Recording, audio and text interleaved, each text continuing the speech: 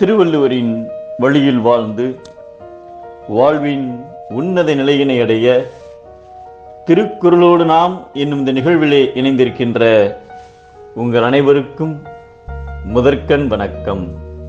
குறள் எண் 977, அதிகாரம் பெருமை.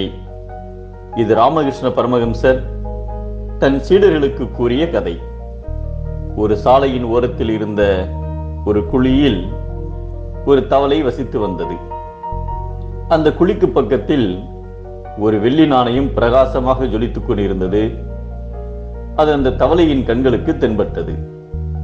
அந்த நாணயத்தின் பிரகாசத்தில் மயங்கிய தவளை உடனே ஓடிச் சென்று அந்த வெள்ளி நாணயத்தை எடுத்துக்கொண்டு தனது குழிக்கு திரும்பி வந்தது. வெள்ளி நாணயம் கிடைத்து விட்டதால் அது பணக்கார தவளையாகிவிட்டது. அதற்கு தலைக்கணம் கூடி உலகத்தையே அலட்சியமாக பார்க்க ஆரம்பித்தது.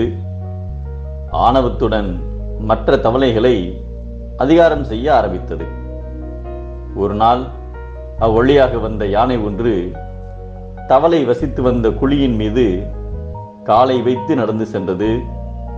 உடனே அந்த தவளை, நான் எவ்வளவு பெரிய பணக்காரன், என் குழியை மிதித்து செல்ல அந்த பிச்சைக்கார யானைக்கு எப்படி தைரியம் வந்தது?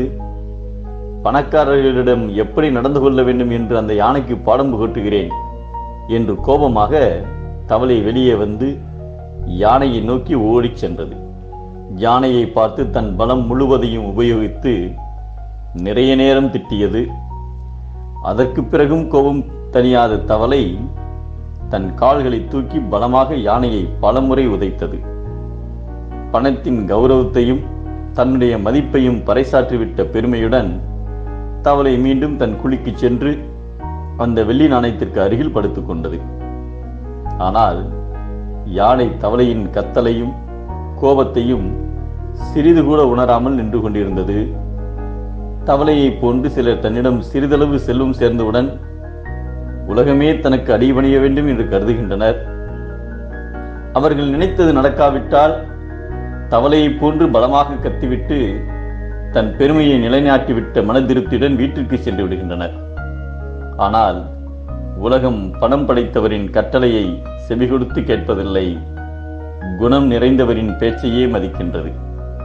பெரியவரிடத்தில் அமைய வேண்டிய சிறப்பு சிறியவரிடத்தில் பொருந்துமானால் அது சிறியோர்களிடம் செருக்கினை மிகுதியாக்கும் என்பதை இறப்பே புரிந்த தொழிற்றாம். சிறப்புந்தான் சீரல்லவர்கட்படின் என்கிறார் நம் தெய்வப்புலவர் திருவள்ளுவர். சிறியோரிடம் சேரும் செல்வம் தீமை, நல்லோரிடம் சேரும் செல்வம் பெருமை.